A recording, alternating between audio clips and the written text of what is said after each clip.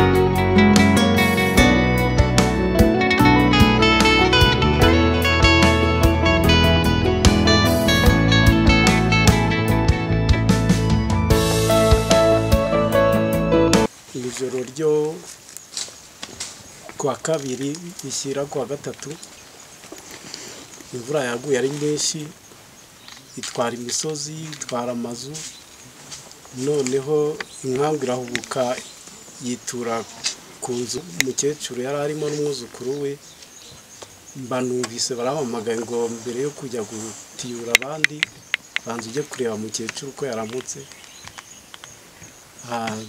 bageze usanga byarangiye.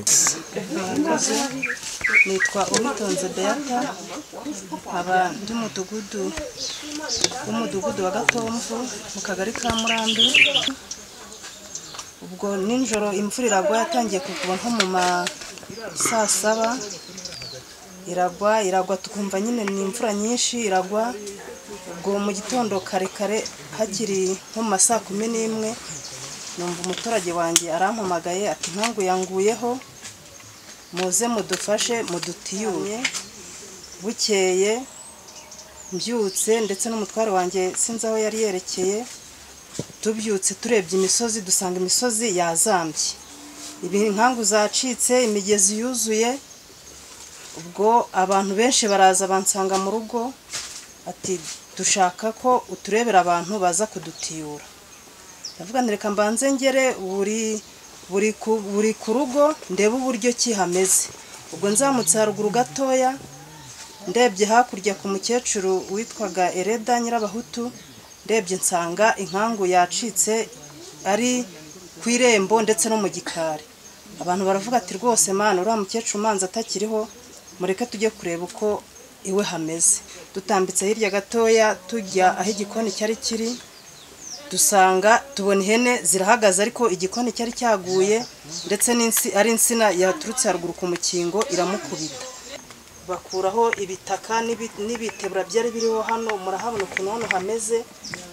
Ubwo ahangaha nyine umukecuru yari aryamye hano, umwuzukuru we aryamye hano imbere ye. Ubwo twarataburiye n'ubundi turebye dusanga umwuka wavuyemo byarangiye, ubwo tumukuramo n'umwuzukuru we.